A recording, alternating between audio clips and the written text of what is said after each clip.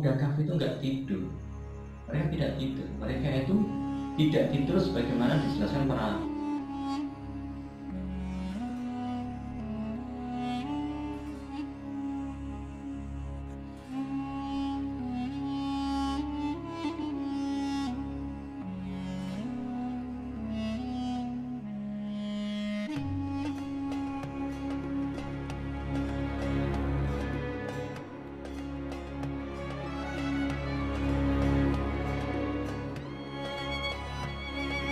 Bismillahirrahmanirrahim. Assalamualaikum warahmatullahi wabarakatuh.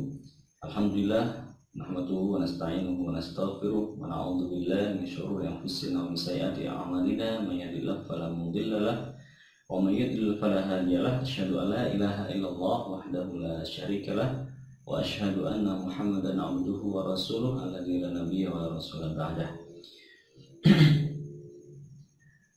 Sahabat Hijrah TV dimanapun berada, kembali kita berjumpa lagi di channel Hijrah TV, channel akhir zaman yang akan membahas seputar masalah akhir zaman. Pada kesempatan kali ini, sahabat-sahabat yang rahmati Allah Subhanahu wa taala, saya akan mencoba memahamkan diri saya sendiri. Paling utama saya memahamkan diri saya sendiri, dan kalau itu bisa membuat sahabat juga paham, maka alhamdulillah. Apa yang akan saya bahas di sini adalah berkaitan dengan masalah petunjuk yang di video yang lalu sudah kita jelaskan, ya, ciri-ciri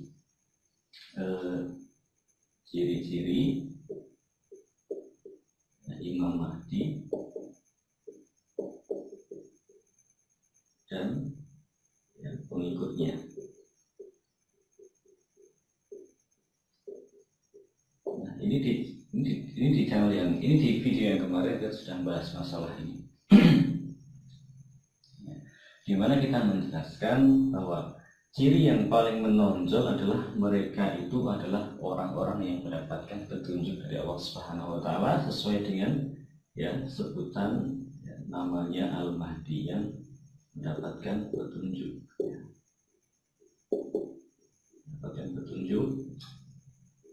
di Allah Subhanahu wa taala.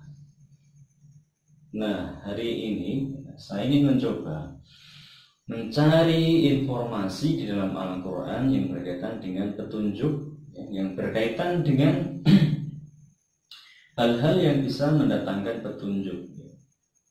Nah, mungkin sahabat bertanya, apakah petunjuk itu kemudian Allah berikan secara instan, tiba-tiba, atau petunjuk itu harus dicari, petunjuk itu harus diusahakan? Yang pertama, kita akan mencoba mencarinya di dalam surat Al-Fatihah, karena surat ini sangat istimewa, surat Al-Fatihah, surat Al-Fatihah,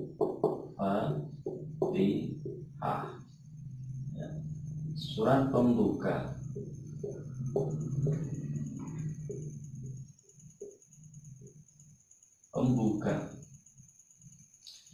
Dari namanya kita bisa paham bahwa Al-Fatihah itu adalah surat pembuka. Pembuka apa? Pembuka apakah? Pembuka Al-Quran, ya, pembuka Al-Quran. Pembuka Al-Quran. Jadi Al-Quran dibuka dengan surat Al-Fatihah. Karena Al-Fatihah ini berada di urutan surat nomor pertama, nomor 1, di awal. Baru kemudian diikuti dengan surat-surat yang lain, Al-Baqarah, Ali Imran, An-Nisa, Al-Maidah, dan seterusnya. Nah, surat yang artinya pembukaan, pembuka, bisa dimaknai dengan pembuka Al-Quran. Dan Al-Quran sendiri kita tahu, Al-Quran itu juga bisa disebut dengan Al-Huda. Allah berfirman dalam surat Al-Baqarah, ayat berapa? Ayat 2. Dzalikal kitabu la raiba fihi hudal lil muttaqin. Itulah Al-Quran, tidak ada keraguan-raguan dalamnya, petunjuk bagi orang-orang yang bertakwa. Istilah kalimat hudal lil muttaqin, dan lil muttaqin.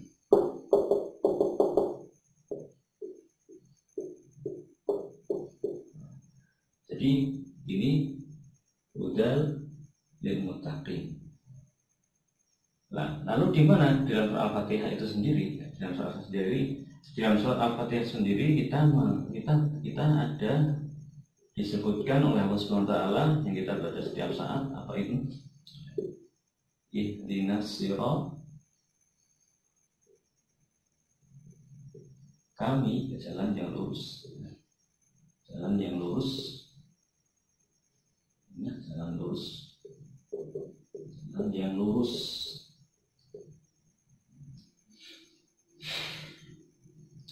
Nah, di sini ada disebut pertama dalam surah Al-Fatihah ayat ke berapa? Ayat ke Alhamdulillahirrahmanirrahim maliki yaumiddin iyyaka na'budu wa iyyaka nasta'in ihdinas siratal mustaqim. Ayat yang ke-6. Siratal ladzina an'amta 'alaihim ghairil maghdubi 'alaihim waladdallin. Nah, ada kalimat ihdina. Ini juga petunjuk. Ini petunjuk. Maka diulang kembali di dalam surat Al-Baqarah ayat kedua. Di situ ada hudal lil muttaqin, ya, ada kata petunjuk. Ya, ada kata petunjuk. Maka petunjuk-petunjuk inilah yang perlu kita garis bawahi, yang perlu kita cari tahu. Petunjuk ini kita cari tahu. Nah, oke, di sini sampai di sini kita paham ya. Jadi ciri-ciri umat yang diberi petunjuk di akhir zaman, atau ciri-ciri Imam Mahdi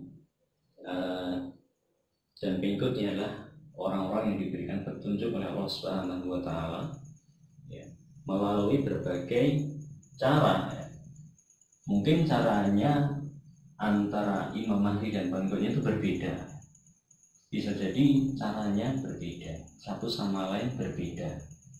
Sama seperti saya dan sahabat semua, mungkin ketika mendapatkan petunjuk, ya, menjadi seperti hari ini, itu caranya berbeda, masing-masing berbeda.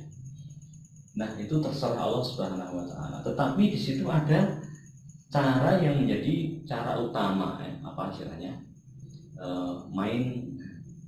Main step, langkah utama atau jalan yang lurus ini satu, ya. Jadi jalan yang lurus itu satu. Nah, itu. Maka ada main ada langkah yang utama di situ. Apa yang menjadi langkah yang menjadi petunjuk utama itu? Yang petunjuk utama itu semuanya berpedoman kepada Al-Quran. Semuanya berpedoman kepada Al-Quran. Jadi semuanya kembali kepada Al-Quran.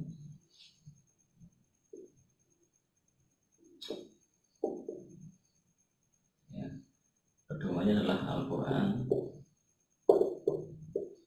dan Sunnah. Ya, ini bisa lihat di video yang sudah lama sekali, setahun yang lalu saya sudah pernah bahas ini. Petunjuk yang bisa, jalan yang lurus ini adalah jalan yang sesuai dengan pedoman yang utama, yaitu Al-Quran dan As-Sunnah. Dan selain daripada kedua pedoman ini, maka pedoman-pedoman tersebut seharusnya tidak dijadikan sebagai rujukan, sebagai acuan dalam mencari jalan yang lurus ini. Loh, kalau begitu kita nggak butuh yang namanya kitab ulama, kita nggak butuh yang namanya kitab-kitab ahlul ilmi. Ya, seperti ini. Jadi teman-teman yang dirahmati Allah, segala tulisan, segala ucapan, segala perkataan di luar Quran dan Sunnah itu boleh diterima, boleh ditolak. Tapi Quran dan Sunnah nggak boleh ditolak kan gitu.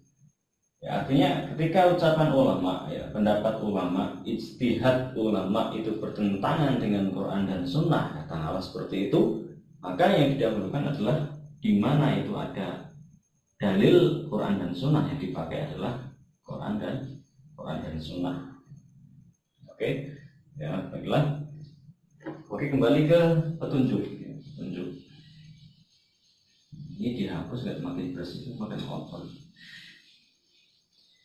Petunjuk yang dimaksudkan adalah petunjuk yang diberikan kepada hamba-hamba Allah yang senantiasa sebelum ayat ini. Sebelum ayat ini ayat permintaan. Ayat permintaan seorang hamba kepada Allah Subhanahu wa taala. Sebagaimana disebutkan dalam satu hadis yang sangat masyhur sekali. Ketika seorang hamba membaca surat Al-Fatihah, terutama di dalam sholatnya, ketika dia membaca Alhamdulillahirabbil alamin, Allah SWT membalas Hamidani Rabbi, Hamidani Abdi. Ketika seorang hamba mengucapkan Ar-Rahmanir Rahim, Asna alayya abdi. Ketika seorang hamba mengucapkan Maliki Yaumiddin, Allah membalasnya dengan Majadani Abdi. Nah, disitulah Allah membagi Al-Quran menjadi Al-Fatihah menjadi dua bagian, bagian untuk Allah dan separuh bagian untuk Allah dan setengahnya untuk hambanya. Ketika seorang hamba mengucapkan Iyyaka na'budu, Iyyaka na'budu wa iyyaka nasta'in, Iyyaka na'budu wa iyyaka nasta'in. Di sini Allah SWT mengawalkan yang namanya khabar muqaddam ya.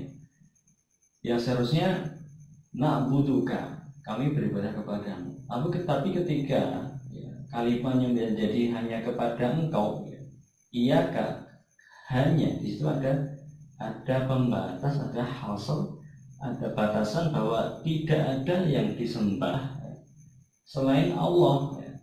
Kami tidak akan menyembah, kami tidak akan beribadah kecuali hanya kepada engkau. Hanya kepada engkau lah kami beribadah, dan hanya kepada engkau lah kami mohon pertolongan.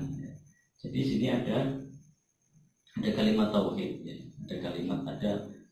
Ada syahadat tauhid di sini. Iyyaka na'budu, la ilaha illallah, hanya kepada engkau lah, ya, kepada Allah lah kami menyembah dan ibadah, dan hanya kepada engkau lah kami memohon pertolongan.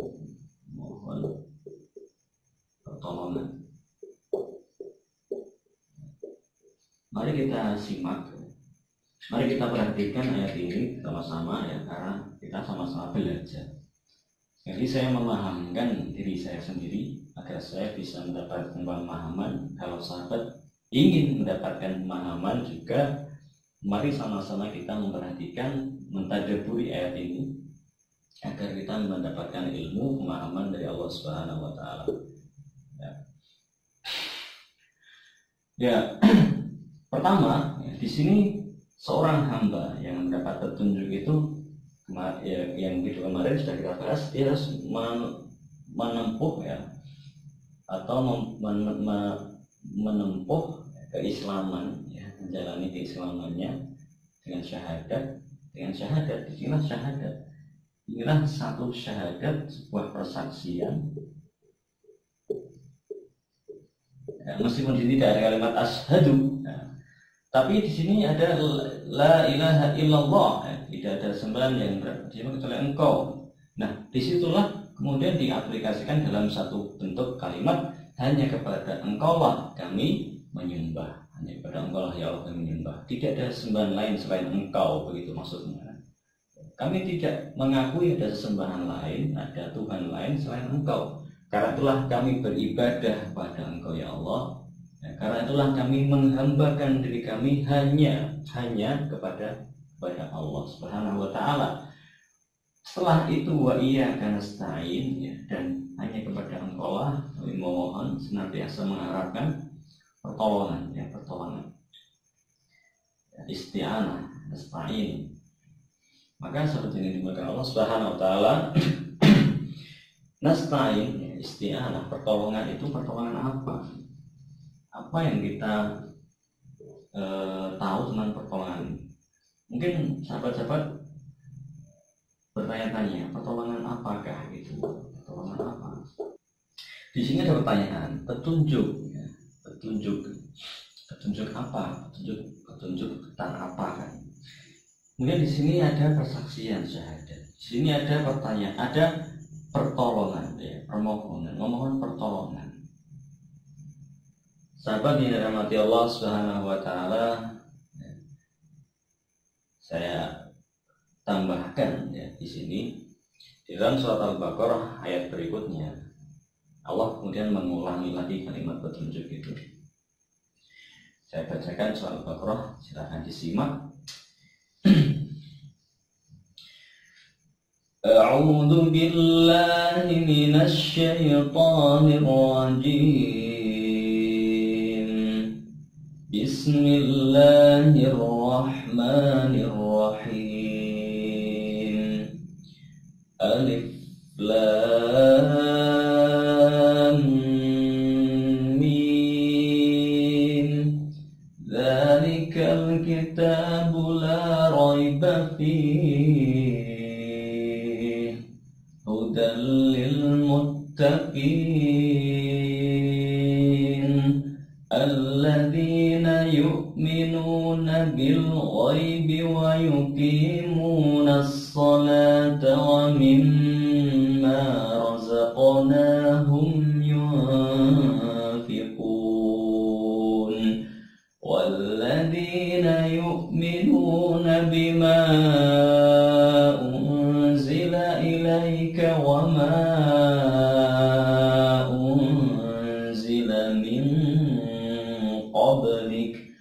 wabil akhirati hum yuqinun. Ulaika ala hudan min rabbihim wa ulaika humul muflihun. Allahumma rahman bil Quran. Ya, sahabat perhatikan tadi di akhir ayat, ulaika ala hudan min rabbihim, ulaika humul muflihun. Mereka itulah orang-orang yang berada di atas petunjuk Tuhannya, ya. Min rabbihim.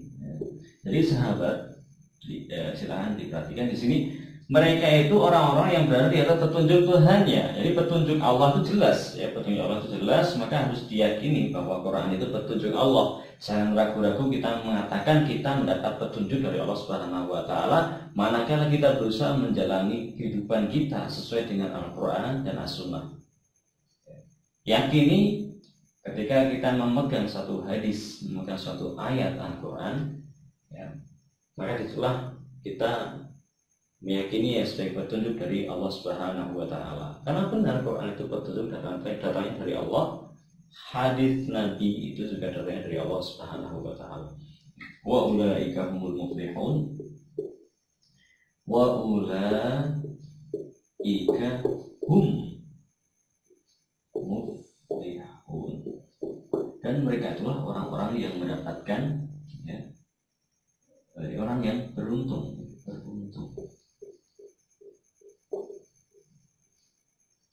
Ya, atau kemenangan.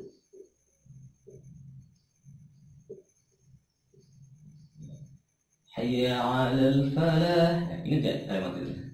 Kalimat hayya 'alal falah, marilah menuju kemenangan.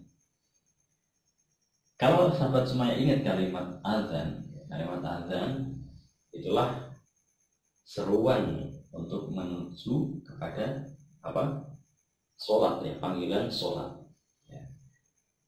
Lalu apa kaitannya antara petunjuk dengan sholat, ya? Antara mohon pertolongan ibadah dengan sholat, ya. Nah, tentu sahabat paham bahwa surat Al-Fatihah ini akan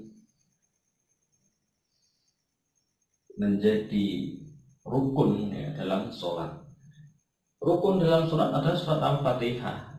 Orang yang nggak baca surat Al-Fatihah sholatnya tidak sah, itu kata, ya, mazhab Syafi'i berarti. Allah besarnya. Jadi rukun dalam sholat surat Al-Fatihah. Ya. Sahnya sholat membaca Al-Fatihah. Sehingga dalam Al-Fatihah itu ada keutamaan-keutamaan. Jadi di awal kita sebutkan ketika seorang hamba membaca Al-Fatihah, Allah membalasnya. Lalu ketika seorang hamba sampai pada ayat ini, ada li abdi wa li abdi ma sa'al. Ada baini wa baina abdi, kata Allah begitu. Maaf. Ada baini wa baina abdi. Inilah antara bainaku, baik antara aku dan antara hambaku. Ibadah untuk Allah, ya, dan bagi kita adalah pertolongan dari Allah Subhanahu wa taala. Ibadah kita sebenarnya untuk kita, ya, manfaatnya untuk ini. Tapi, ya, Allah SWT menjadikan ibadah itu hubungan antara hamba dengan dirinya. Sebenarnya itu memang untuk kita manfaatnya ibadah itu. Tapi Allah memberikan manfaat, ya, memberikan pertolongannya itu dengan wasilah ketika kita mau mendekat kepada Allah Subhanahu wa taala, ketika kita mau menghambakan diri kita kepada Allah Subhanahu wa taala. Maka Allah menjawab, hadza baini wa baina abdi. Kemudian ketika kita mengucapkan ihdinas siratal mustaqim, Allah menjawab, hadza li abdi wa li abdi ma sa'ala. Inilah untuk hambaku, inilah milik hambaku, dan bagi hambaku apa yang dia minta. Apa yang diminta? Kita minta petunjuk. Kita minta petunjuk. Kita minta agar diarahkan langkah kita, dibuka mata kita, dibuka telinga kita untuk mendengarkan petunjuk, untuk melihat petunjuk, untuk melangkah di atas jalan yang lurus. Di mana kuncinya? Kuncinya tadi, kuncinya itu di dalam surat Al-Fatihah yang dibaca ketika dan sholat, sahnya sholat. Ya, maka sholat, begitu pesan Rasulullah SAW. Sholat, itu pesan Rasulullah sebelum beliau wafat. Kira-kira kalau sahabat berpikir, apakah nggak ada maksudnya pesan sampai diulang 3 kali? Ya umatku sholat. Kalau kita tidak memahami maknanya, tidak memahami maksud, menangkap maksud pesan Rasulullah itu, mungkin kita tidak akan paham. Nah, sekali lagi, ada hubungan yang sangat kuat antara sholat dengan petunjuk. Nah, sholat yang dilakukan oleh seorang hamba sebagai bentuk ketundukannya kepada Allah SWT, Tuhannya, ketika seorang hamba sudah mengakui, bersaksi bahwa Allah lah Tuhannya, tempat dia minta, mohon pertolongan, maka ketika itulah Allah akan berikan pertolongannya. Ketika itulah Allah akan memberikan pertolongannya, ya, dengan segala cara, dengan berbagai cara, sehingga dengan pertolongan Allah itulah hamba tersebut bisa mendapatkan petunjuk, bisa mantap dalam melangkah, ya, sehingga dia bisa selamat, ya, berada di jalan yang lurus bagaimana yang dia kehendaki, yang dia inginkan, ya. Sehingga kehidupan dunianya itu penuh dengan petunjuk, penuh dengan bimbingan Allah Subhanahu wa taala, sehingga dia akan diselamatkan baik di kehidupan dunia dari dosa, dari maksiat, dari kekufuran, dari kemunafikan, dan dijauhkan dari kesengsaraan, keraguan-raguan, dari kekhawatiran, kerisauan kehidupan dunianya, dan nanti di akhirat akan diselamatkan, akan diberikan keberuntungan, kemenangan, ya. Dan kemenangan itu sebenarnya sudah merupakan janji Allah Subhanahu wa Ta'ala, ya. Wa'dullah, itulah janji Allah Subhanahu wa Ta'ala, yaitu akan diberikan kemenangan baik di dunia maupun di akhirat. Kemenangan di dunia, insya Allah dengan munculnya Imam Mahdi akan membawa kemenangan, akan mengantarkan umat Islam kepada kemenangan. Itu harus diyakini oleh kita.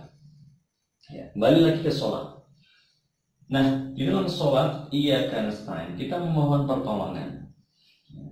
Di dalam sholat kita membaca surah Al-Fatihah. Dalam surah Al-Fatihah kita memohon pada Allah, mohon agar diberikan pertolongan, agar diberikan petunjuk. Ya. Jadi Imam Mahdi dan umatnya itu senantiasa memohon pada Allah Subhanahu wa Ta'ala, senantiasa memohon diberi petunjuk. Ihdina, tunjukkanlah kami jalan yang lurus, agar senantiasa diberikan pertolongan, ya, untuk menjalani kehidupan. Nah, dalam surat Al-Baqarah juga Allah SWT menyinggung kalimat dengan firman-Nya, wasta'inu bis-sabri was-salah wa innaha lakabiratun illa 'alal khashi'in. Wasta'inu bis-sabri was-salah, dan mintalah pertolongan kepada Allah, ya, dengan jalan apa? Dengan jalan bis-sabri was-salah. Sekali lagi, kita memohon pertolongan kepada Allah. Kita baca surah Al-Fatihah itu di dalam sholat maupun di luar sholat. Kita baca. Allah kemudian menjelaskan, wahai orang-orang yang beriman, mintalah pertolongan kepada Allah Subhanahu wa Ta'ala dengan sabar dan sholat. Jadi untuk mendapatkan pertolongan Allah itu, ya sabar, bersabarlah. Artinya jangan tergesa-gesa, jangan terburu-buru, karena semua ada waktunya, ya, semua ada waktunya. Walikulli syai'in ajal, fa idza jaa ajalu fala yastaqdimuna sa'ata wa la yastakhirun. Kalau semua sudah tiba masanya, nggak bisa ditunda lagi, nggak bisa dipercepat. Maka sabar, ya, sabar. Wal 'asri innal insana lafi khusr illa alladziina aamanu wa 'amilus shalihati wa tawassaw bil haqqi wa tawassaw bis sabr. Ya, demi masa sesungguhnya manusia dalam kerugian, kebalikan dari ini. Illa alladziina aamanu, segala orang yang beriman, wa 'amilus shalihati, dan beramal soleh, wa tawassaw bil haqq, dan senantiasa menasihati dalam kebenaran, al-haq, watawassaw bis sabr, dan senantiasa saling menasihati dalam menatapi, ya, kesabaran. Maka sabar, jadikanlah sabar dan sholat itu sebagai alat untuk meminta pertolongan kepada Allah Subhanahu wa Ta'ala. Lu kok bisa sholat itu tadi? Kenapa sholat dijadikan sebagai alat untuk meminta pertolongan? Jadi sahabat yang dirahmati Allah Subhanahu wa Ta'ala, tidak sampai di situ saja keajaiban sholat ini, keajaiban petunjuk Allah ini. Di dalam sholat Allah akan turunkan petunjuk, ya. Allah akan berikan pertolongannya dengan sholat. Allah akan berikan petunjuknya dengan sholat. Tetapi di situ di ayat Al-Baqarah itu ada syaratnya. Wa innaha lakabiratun illa 'alal khashi'in. Dan sesungguhnya meminta pertolongan dengan sabar dan sholat itu sangat berat. Lakabiratun, sangat berat, sangat besar sekali, sangat susah. Loh, kita itu susah, kita itu dalam keadaan terdolimi. Kok masih sempat-sempatnya kita diminta sabar, sabar, atau sabar. Kok masih sempat-sempatnya kita malah disuruh sholat, ya kok. Mungkin orang berpikir, loh, kok malah disuruh sholat? Oh, kita minta pertolongan, minta keadilan di zaman yang penuh kedoliman seperti ini, kok kita malah disuruh sholat gitu. Ya, pertanyaannya terjawablah ya. Wa innaha lakabiratun illa al-khashiin. Sesungguhnya ini saya hapus ya, nggak cukup ini tempatnya. Sholat dan sabar itu tidak bisa dilakukan kecuali oleh orang-orang yang khusyuk dalam sholatnya. Atau sholat dan sabar itu susah dilakukan, berat untuk dilakukan kecuali orang-orang yang khusyuk. Wa innaha lakabiratun illa 'alal khashiyin. Orang yang khusyuk. Nah, pengertiannya apa orang yang khusyuk? A'udzubillahi minasyaitonir rajim. Alladzina yadhunnuna annahum mulaqu rabbihim wa annahum ilaihi raji'un. Orang yang khusyuk itu, lanjutan dari ayat tadi, yaitu orang-orang yang mereka itu yadhunnuna annahum mulaqu rabbihim. Yadhunnun dalam ayat ini disebutkan dengan kalimat yadhunnun, dhon. Ya, ini hampir seperti yakin ya. Yakin tapi belum terjadi kan begitu. Yakin di dunia, nanti akan terjadinya di akhirat. Ya, jadi masih dalam alam gaib gitu ya. Yadhunnun, mereka menyangka, mereka meyakini lah, menyangka dalam hatinya itu meyakini. Mereka meyakini bahwa mereka akan bertemu dengan Allah, bertemu dengan Tuhannya, dengan Allah, dan wa annahum ilaihi raji'un, dan mereka akan pasti kembali kepadanya.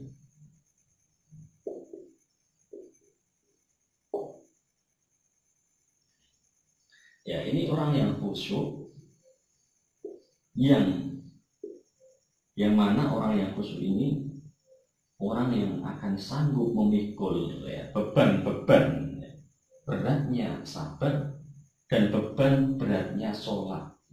Jadi sholat itu berat dilakukan kecuali orang yang sabar dan khusyuk. Sholat meminta pertolongan, wasta'inu bis-sabri was-shalah, dan minta pertolongan kepada Allah dengan sabar dan sholatmu. Ya. Sabar mengerjakan sholat, sabar mengerjakan perintah Allah, sabar dalam menetapi rukun Islam, rukun iman, dan semua itu dikaitkan dengan sabar dalam ya, sholat, di mana sholat itulah hubungan antara hamba dengan Allah Subhanahu wa Ta'ala. Dengan sholat itulah Allah Subhanahu wa Ta'ala akan membimbing hati kita, akan memantapkan ruh iman kita. Dengan sholat itulah kemudian Allah akan ya, mengajak, seolah Allah mengajak bicara kita. Pertanyaannya, kenapa harus sholat? Kenapa tidak yang lain? Tidak zakat, tidak puasa, tidak yang lain. Ya, itulah ayat Allah Subhanahu wa Ta'ala, di mana Allah memerintahkan kita untuk meminta pertolongan dengan sholat. Artinya di situ ada hikmah, perbaikilah sholat, begitulah setidaknya, mungkin seperti itu bahasanya. Perbaikilah sholatmu. Bagaimana seorang yang khusyuk itu benar-benar merasakan, menikmati sholatnya, ringan dalam sholat, ringan dalam merasakan sholat. Bukan berarti ringan itu cepat, tapi ringan itu dia menikmati, tumakninah. Bagaimana dia merasakan setiap gerakan sholat, ketundukannya dalam gerakan sholat, bagaimana dia menikmati bacaan-bacaan sholat, bagaimana dia merasakan atau dia memahami setiap apa yang dia baca ketika sholat dari takbiratul ihram, Allahu Akbar, mengagungkan Allah, merasa seolah diawasi Allah Subhanahu wa Ta'ala. Seperti itulah. Jadi orang-orang khusyuk ini seperti orang-orang ihsan. Derajatnya itu seperti orang-orang yang sudah ihsan, seolah merasa melihat Allah atau Allah SWT memperhatikan mereka. Ya. Ini sepertinya seperti itu bahasa lainnya. Nah, sehingga orang-orang yang sudah mencapai derajat khusyuk ini, karena senantiasa diingatkan dengan Allah dan akhirat, kembali kepadanya ini di akhirat kan itu. Akhirat. Ya, beriman kepada Allah dan hari akhir. Maka begitu dia senantiasa ingat Allah, senantiasa ingat akhirat, kembali lagi akan mengingat yang namanya tentang kiamat. Di mana di peristiwa ini yang pasti akan terjadi, yang Allah sebutkan dalam surah Al-Kahfi, kisah yang kemudian Allah SWT menjadikan kisah ini sebagai pelajaran. Ya. Di mana Allah berfirman, A'udzubillahi minasyaitonirrajim.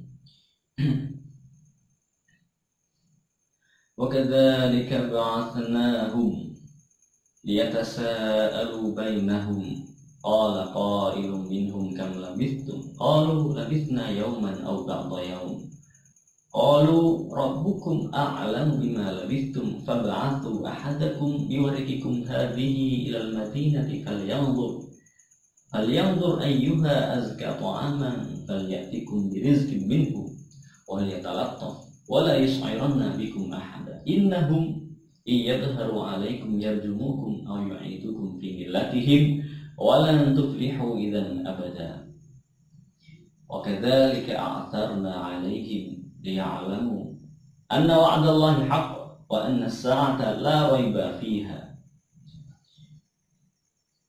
Demikianlah kami ceritakan, kami bangkitkan Ashabul Kahfi itu dari ketidaksadarannya.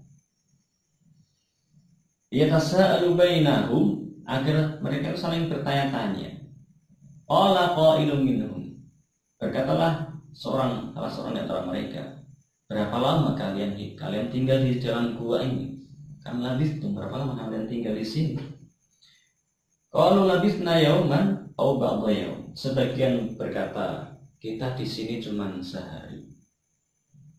Yang lain berkata, kita di sini cuma setengah hari, ya beberapa bagian, setengah atau sepertiga hari. Bayangkan teman-teman yang dirahmati Allah Subhanahu wa Ta'ala, orang orang yang masuk ke dalam gua, pemuda dalam gua ini masuk ke dalam gua dan tinggal di situ selama 309 tahun, merasa cuma tinggal sehari aja atau setengah hari aja, nggak ada sehari. Maka berkatalah salah seorang di antara mereka yang barangkali orang ini, salah satu pemuda ini, dia menangkap satu ketidakberesan, itu bahasanya tidak beresan, keanehan. Rabbukum a'lamu bima labithtum, Tuhanmu itu lebih tahu berapa lama kamu di sini. Dia sudah menangkap satu petunjuk, ya. Ada yang berubah, ya, sehingga ketika dia kembali kesadarannya. Kenapa saya katakan kesadarannya? Karena Syekh Salahuddin menjelaskan, pemuda Kahfi itu enggak tidur. Mereka tidak tidur. Mereka itu tidak tidur sebagaimana dijelaskan para buku-buku tafsir. Ashabul Kahfi itu tidur, bukan tidur, tetapi wahum ruqud. Ruqud itu kondisi yang sebenarnya tidak tidur. Jadi mereka itu, maka ada yang mengatakan kedua matanya terbuka karena memang tidak tidur. Tidur terbuka matanya.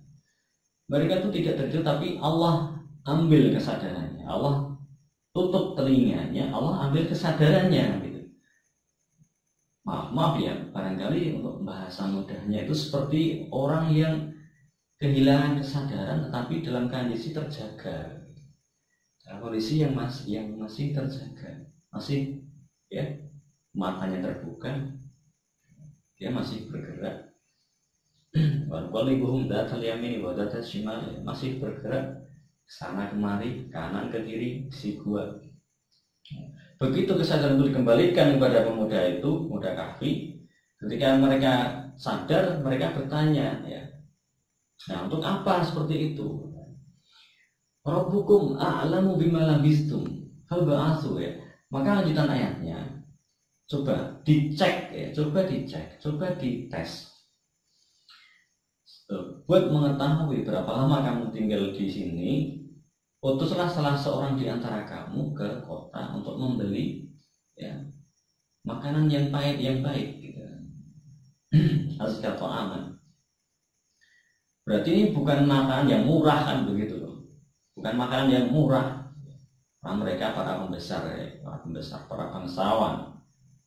Maka dengan koin emas atau perak ketika itulah pola alam bisawab, ya, mereka meminta salah seorang, ya, di antara mereka untuk kembali ke kota dengan menjaga rahasianya agar tidak dikenali, bagaimana caranya biar bisa selamat. Karena kalau mereka diketahui oleh orang kota, mereka akan ditangkap kan begitu. Innahum iyadharu alaikum, mereka akan menangkapmu. Au yu'idukum fi millatihim, atau kemudian mereka akan memaksamu kembali ke ajaran mereka, pada milahnya mereka. Walan tuflihu idzan abada. Maka kalau sudah demikian itu kamu ketangkap atau kamu kembali ke agama nenek moyangmu, kamu tidak akan lagi walan tuflihu, ya, kamu tidak akan beruntung, tidak akan menang selama-lamanya. Lihat ini kalimat Allah Subhanahu wa taala, walan tuflihu falah, ya, fa huwa ulaika humul muflihun. Diulang lagi dalam surat Al-Kahfi. Maka surat Al-Kahfi ini sangat luar biasa.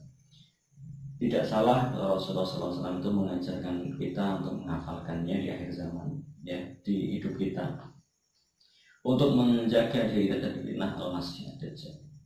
Ya. Nanti di lain waktu kita akan bahas tentang surah Al-Kahfi.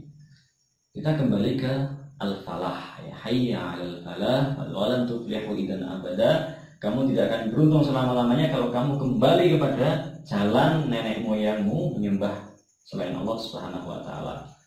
Salat, hayya 'alas shalah, hayya 'alal falah. Mari kita salat, mari kita perbaiki salat kita. Ya. Dengan perbaiki salat tujuannya agar kita bisa menjadi orang yang khusyuk. Ya, karena khusyuk itu nggak bisa 1-2 kali sholat langsung khusyuk, nggak bisa sebulan 2 bulan. Tergantung usaha kita. Bagaimana kita memahami bacaan sholat, bagaimana kita kemudian, ya, sabar, ya, belajar apa? Belajar sholat lagi, belajar sholat. Sholat kita kaum muslimin. Kenapa hari ini banyak kaum muslimin yang rajin sembahyang, rajin ke masjid, tetapi kenapa masjid-masjid kita itu semakin sepi dari petunjuk? Semakin sepi dai-dai yang menyampaikan masalah akhir zaman.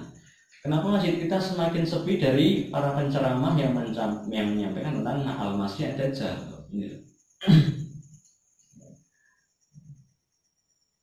Nah, kenapa?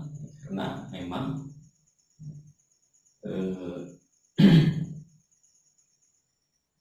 kebanyakan kaum muslimin ketika sholat, walau alam Islam, ini mungkin ini hanya dugaan saja. Ketika mereka sholat, mereka itu nggak paham apa yang mereka baca. Ya betul, banyak kaum muslimin itu sholat, sembahyang, masjid kita cukup ramai, tapi maaf ya, bahasa kasarnya itu hatinya kosong gitu. Hatinya itu kosong, nggak ada petunjuk gitu. Sehingga kemarin saya sampaikan dengan jumlah 200 juta 80% umat Islam Indonesia itu berapa yang menyimak channel ini gitu. Berapa yang di subscribernya channel kita ini? Nggak ada yang perhatian dengan masalah akhir zaman. Nggak ada. Sedikit yang perhatikan masalah akhir zaman, sedikit yang memperhatikan masalah kiamat. Ya, sebagai konsekuensi dari sholatnya yang nggak benar. Sholat yang nggak benar itu bukan sholat yang 4 rakaat jadi 2 rakaat, 4 rakaat jadi 5 rakaat, bukan. Sholatnya yang nggak benar itu maksud saya sholatnya itu nggak khusyuk gitu. Ini pertama kali hilang dari kaum muslim itu khusyuknya sholat. Benar-benar hilang sama sekali khusyuknya sholat. Tidak mengingat Allah, tidak meyakini hatinya itu ketika sholat seolah tidak bertemu dengan Allah.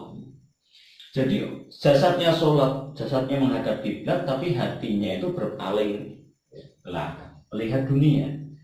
Harusnya matanya memandang ke tempat sujud, ya, melihat akhirat, melihat Allah Subhanahu wa Ta'ala, tetapi hatinya berpaling dari Allah Subhanahu wa Ta'ala, melihat dunia, melihat ke belakang, dunia yang indah, dunia yang menjanjikan, yang menyenangkan, yang menawan. Maka sekali lagi pesan Nabi itu perbaiki sholat dan sholat. Karena disitulah hati akan ada sesuatu yang istimewa, yang berbeda, yang didapatkan oleh orang yang khusyuk di dalam sholatnya. Qad aflahal mu'minun alladzina hum fi sholatihim khashi'un. Surat apa itu? Surat Al-Mu'minun. Silakan teman-teman baca sendiri ya soal Al-Mu'minun. Nanti kalau kita bahas semakin panjang. Saya ingin menyampaikan pentingnya sholat, bagaimana kemarin. Nanti kita akan sampai juga tentang masalah haji. Tapi ini rukun yang kedua, rukun Islam yang kedua. Oke, teman-teman yang dirahmati Allah Subhanahu wa Ta'ala, paham sampai di sini? Ya, jadi petunjuk itu senantiasa diminta di dalam sholat. Maka perbaikilah sholat, insya Allah. Dengan memperbaiki sholat kita akan mendapatkan petunjuk dari Allah Subhanahu wa Ta'ala. Insya Allah dengan sholat kembali kepada sholat yang benar, sholat yang khusyuk, akan mengembalikan kita ke jalan yang lurus, yang pada akhirnya akan mengantarkan kita kepada kemenangan, ya, kepada keberuntungan. Insya Allah kemenangan di akhir zaman itu akan Allah berikan kepada Al-Mahdi dan mengikutnya. Insya Allah kemenangan di akhir zaman akan Allah tunjukkan di hadapan musuh-musuh Allah, di hadapan musuh-musuh kaum muslimin yang dipimpin oleh Imam Mahdi. Maka apakah teman-teman sahabat semua kaum muslimin dimanapun berada, apakah kita tidak ingin menyaksikan kemenangan demi kemenangan yang telah Allah janjikan? Wa kadzalika atharna alaihim, demikianlah kami ceritakan kisah-kisahnya Ashabul Kahfi itu. Atharna alaihim liya'lamu, kami kisahkan, ya demikianlah kami seperti itulah Ashabul Kahfi, agar mereka itu tahu anna wa'dallahi, bahwa janji kemenangan Allah itu pasti. Janji Allah itu pasti. Apa yang dijanji Allah? Janjinya kemenangan. Wa anna sa'ata la raiba fiha, dan bahwasanya kiamat itu tidak ada keraguan-raguan. Maka sekali-kali jangan pernah kita berhenti belajar tentang kiamat, belajar tentang tanda-tanda kiamat, ya, karena itulah yang menjadi barometer bagaimana kita harus bersikap, ya, di akhir zaman ini tanpa kita mengetahui tentang masalah ilmu akhir zaman.